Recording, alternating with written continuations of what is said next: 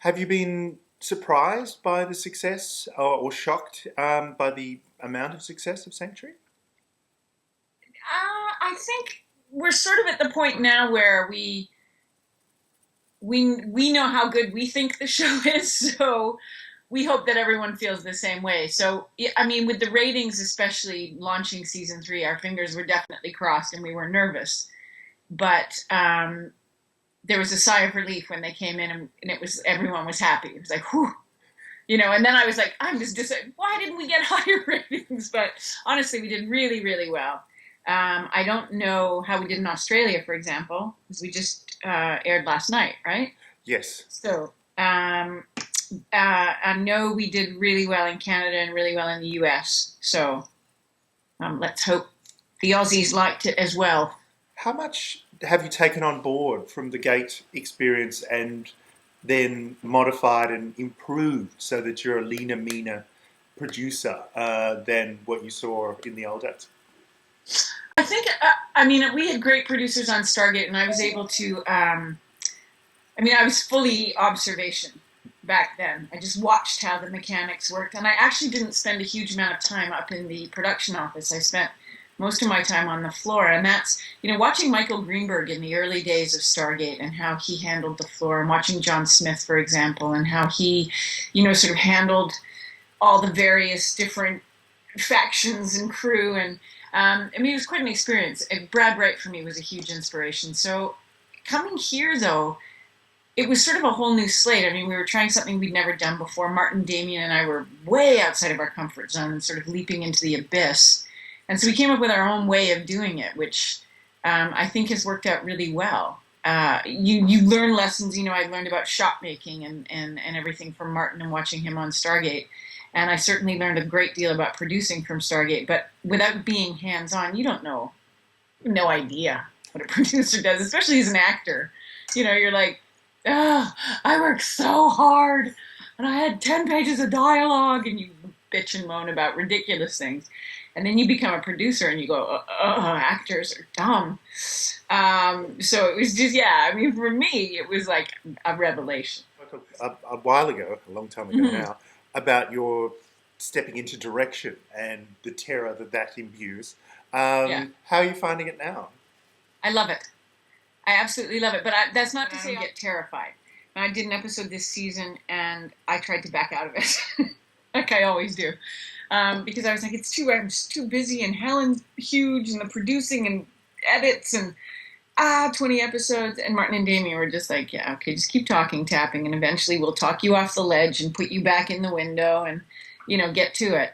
And it was an absolutely joyful experience, but it still scares me. And I like that. And I've said this before, and I'll say it again. I think creatively, you have to keep scaring yourself. Is there a particular episode that you're very keen on sharing with the fans? Stylistically, we've just recently done an episode um, set in 1944 called Normandy, and it's a very different style of shooting. Martin Wood directed it, and I think that it does not feel like sci-fi, although the science fiction element is the story. But the way it's shot and the way that it's told is not, it doesn't feel like a sci-fi episode. And I love that we push the envelope that way. We did an episode earlier this year called For King and Country, which takes you back to the early days of the Five, and Lee Wilson directed that. And it's the late 1800s, early 1900s. It's present day. It's the two stories mixing. It's beautiful, beautiful story.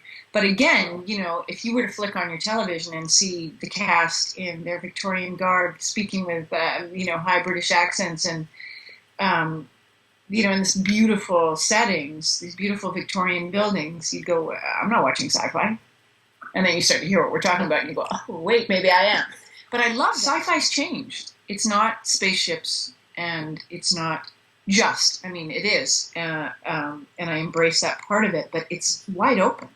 It's anything really that defies the imagination, that sort of thinks outside of the box. And so I think our revisionist history take on characters and on certain mythology is very much in keeping with the sci-fi ideology, but it's not, lost in space.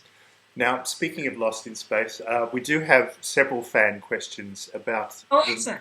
the likelihood of Sam Carter hopping, perhaps not on board the Destiny, but at least helping people out. Yeah, I've done a couple of episodes of Stargate Universe, and but I've never actually worked with the cast of Destiny. Sam has been on her own ship dealing with them, but not really dealing with them.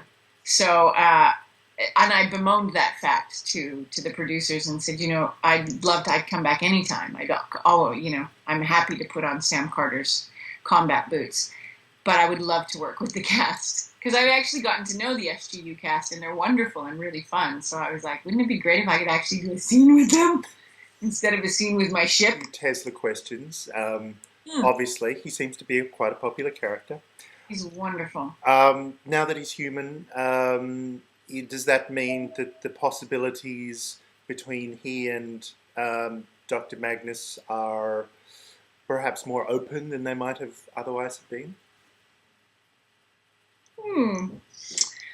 Theirs is an interesting relationship, and it's funny because we just did an episode recently when Martin, Damien, and I watched it. It was like, wow, the chemistry between these two characters is so great. Why have they never gotten together? But I also didn't want it to be Magnus has bedded every single member of the five, because that's a bit slutty. So I don't know.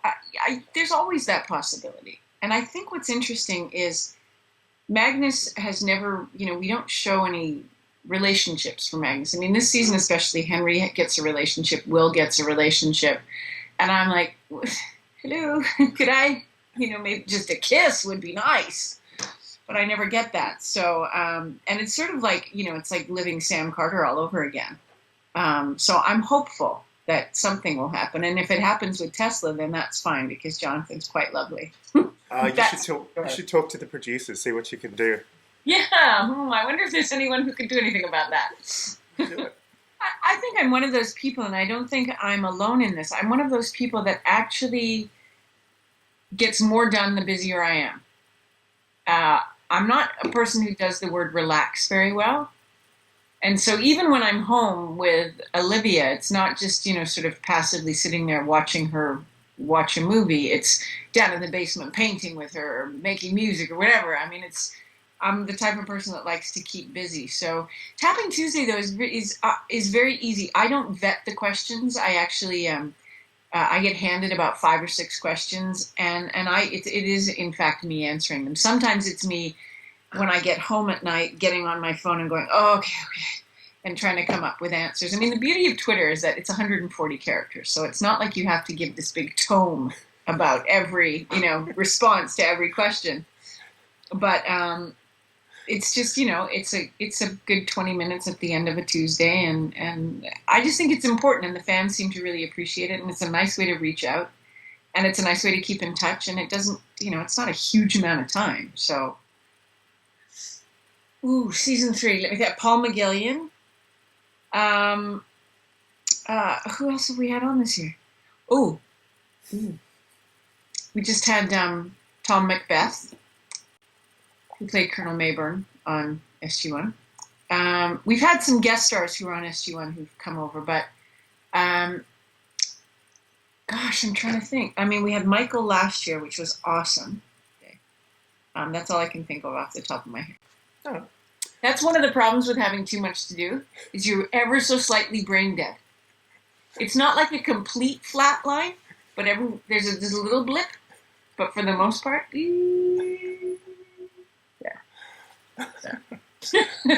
Well, Reese is interesting because I was approached by Sci-Fi and by the producers of Reese asking if I would narrate the series. And I had seen it, obviously, because Christine Chatelaine was on it, and Amelia Ullerup and Ryan Robbins, and so a lot of our alumni had been on making the show. And when I was asked, I thought, this is where we started.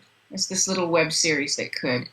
And it seemed like the right thing to do to sort of pay it forward, since we had been given the opportunity to make the leap to television, that if there was some way that I could help this group, even just by, lending my voice, I don't know. It seemed to be important to the network and to the producers. And so I thought I'm more than happy to sort of pay it forwards to that. But really, in terms of the development of the series, I had nothing. I cannot take any credit at all for that. It was all made, and I was brought in. Will Ashley ever make it back through the tangles of sci-fi reality into existence once more?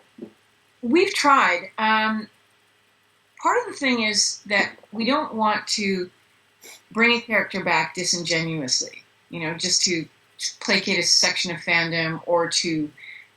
we didn't want it to be cheap. So there was a script that we had been working on to bring her back this season, and the script changed so dramatically that it would be like putting a square peg into a round hole. And I said, this is not the right time to bring her back, because it's all we're doing is trying to shove her into this thing that doesn't fit. It doesn't fit the character. It doesn't fit the actress. It doesn't fit the story. We're trying... I think the fans would go, oh, so they just did that to make us shut up. Do you know what I mean?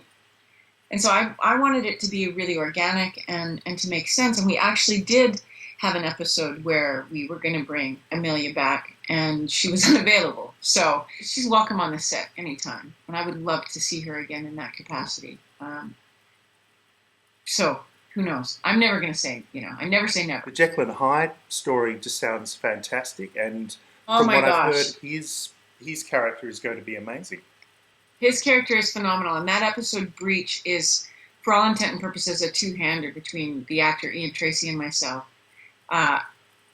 Again, a Martin Wood opus, just incredibly well-directed and beautifully lit by Gord Verhoeven. We're in this old psychiatric hospital and wet and beating the crap out of each other.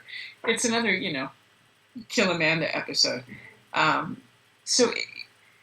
But the way that they introduce this character and then slowly what's revealed about him, I think, and it's not just like a physical episode. It's a really intense emotional episode. So Breach is a big one for my character and for the mythology of the series and the bringing back. But Ian Tracy is one of those actors. He's like, who? A lot of Canadians know who Ian Tracy is. He's phenomenal, and he's very well known in this country. But now the world will know because he's absolutely astounding. Most of the fight scenes this year have been in boots and pants for propriety's sake, more than anything, really. I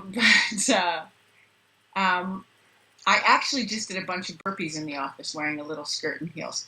I don't know if you know what they are, but you sort of jump down to push-up position and then jump back up. Anyway. But most of my fight sequences are in... I'm giving you way too much information. You've got to keep fit on set. You've got to keep the blood flowing. I was talking about how I've been learning how to box, and so I was telling the girls about some of the training. Have you had to put on more staff, or are you just working the same staff harder? Working the same stuff harder. But for the most part, no, our crew is the hardest working crew in television history. Obviously, there's a few fans who are jumping up and down and vibrating with excitement. Yeah. Now, it's been a while since you've been to Australia, I think. It's been a few years, yeah. Quite a few. I don't think I had it's been at least 5 years because my daughter is 5 and she certainly wasn't part of that trip. So yeah, probably longer, maybe 7 years since I've been there. Okay. Has it changed much? Actually, it has a little bit. It has politically, we're a different country right now. Yes, that's true. That's true. But the weather's nice. Today, anyway. So we're hoping to have a chat with you face to face. Absolutely, I look forward to that. Which would